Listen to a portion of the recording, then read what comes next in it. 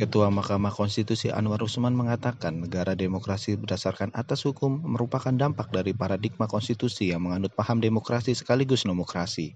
Penyandingan prinsip ini dilakukan dalam rangka penyeimbang antara konsep demokrasi dan hukum. Hukum tanpa demokrasi akan melahirkan otoriter dan demokrasi tanpa hukum akan menumbuhkan anarki.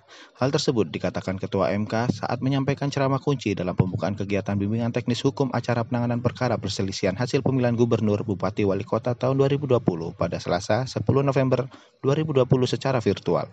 Yang diikuti peserta BIMTEK kali ini adalah Perhimpunan Advokat Indonesia atau PERADI.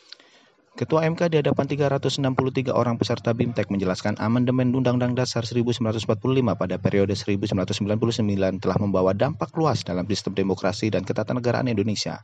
Akibat dari amandemen Undang-Undang Dasar 1945 tersebut, khususnya pada pasal 1 Undang-Undang Dasar 1945, maka kedudukan MPR yang pada masa sebelumnya merupakan lembaga tertinggi dalam tatanan lembaga negara menjadi setara dengan lembaga lainnya.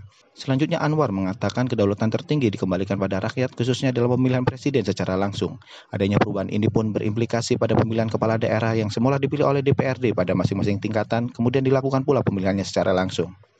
Lebih lanjut, Anwar mengatakan meski pengalaman penyelenggaraan pilkada dan penyelesaian perkaranya telah dimulai dari 2005, namun pelaksanaan pilkada pada 2020 ini menjadi tidak biasa karena pandemi COVID-19 yang masih berlangsung. Kondisi ini diakui oleh Anwar melahirkan tanggung jawab negara dalam dua sisi sekaligus, yakni pemenuhan hak demokrasi dan pemenuhan hak kesehatan rakyat sesuai amanat konstitusi. Untuk itu MK sebagai lembaga yudisial yang diberikan amanah untuk memutus penyelesaian perselisihan hasil pilkada terus berupaya bersiap diri guna menyukseskan pelaksanaan agenda nasional ini. Sebagai informasi, kegiatan ini diagendakan selama 3 hari 2 malam, yakni Selasa hingga Kamis 12 November 2020. Keseluruhan rangkai kegiatan diikuti seluruh peserta secara virtual dari daerah masing-masing.